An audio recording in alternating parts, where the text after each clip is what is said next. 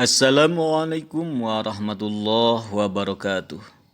Salam persaudaraan dan persatuan. Bismillah wabillah walhamdulillah ashhadu an la ilaha illallah wa ashhadu anna muhammadar rasulullah.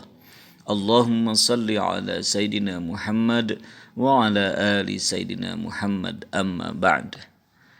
Sobat sekalian, kali ini saya ingin berbagi cerita tentang salat sunat tarawih.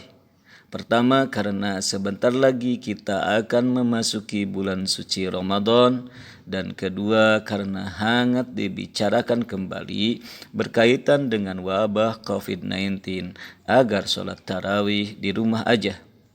Sebelum lanjut, saya terlebih dahulu mengucapkan selamat datang bulan suci Ramadan tahun 1441 Hijriah.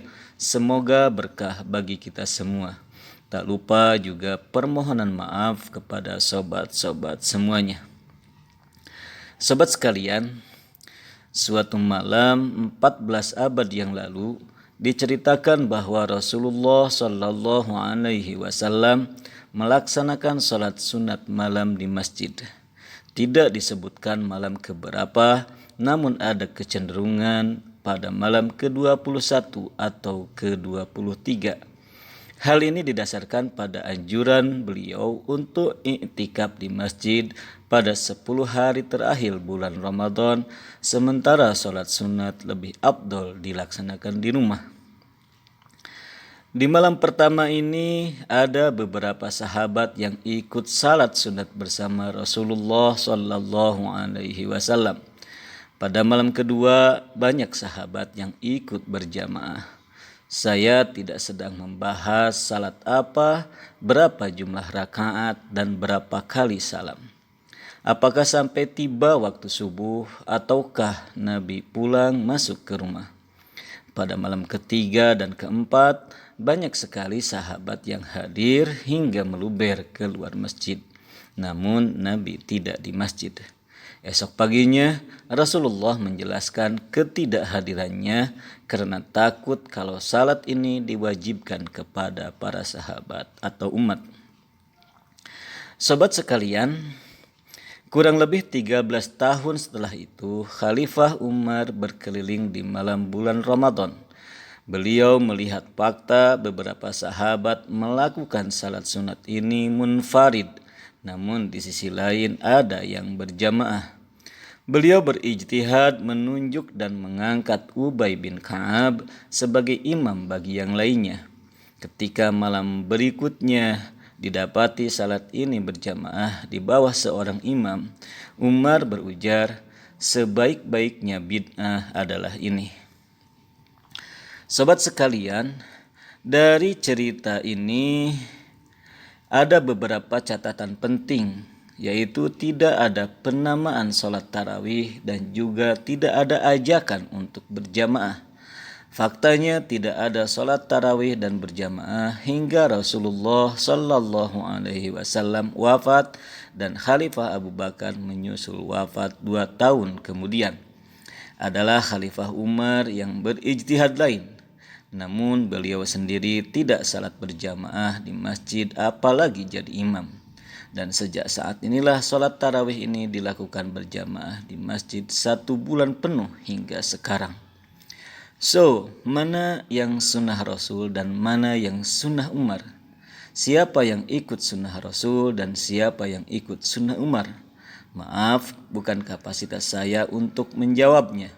Ia masuk dalam wilayah otoritasi para ulama atau MUI.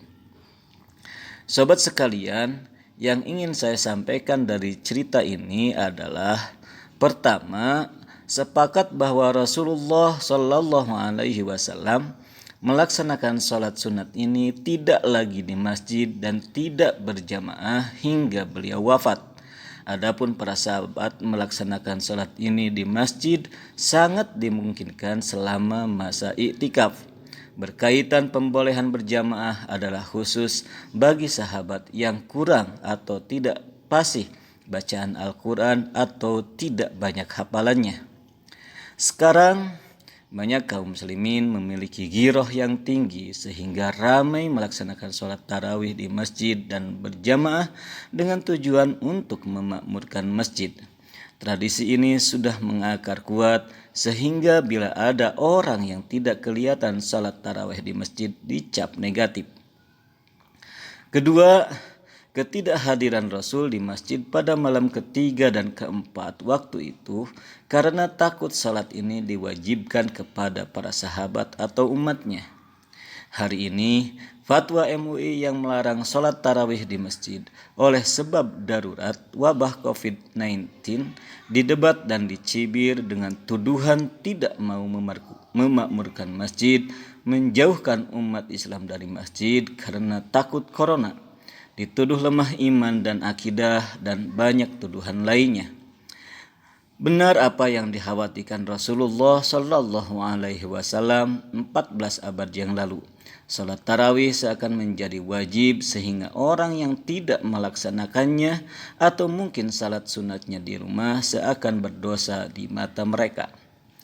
Ketiga, mazhab lain yang melaksanakan sholat sunat ini lebih baik di rumah dan tidak dilakukan berjamaah dianggap sesat, menyalahi sunat Nabi dan sahabat.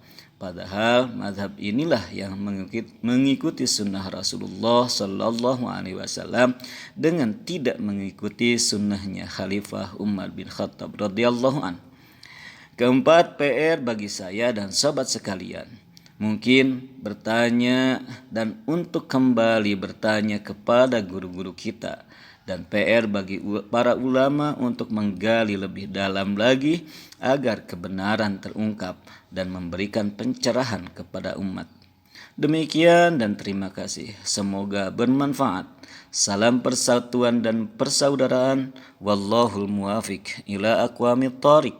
Wassalamualaikum warahmatullahi wabarakatuh.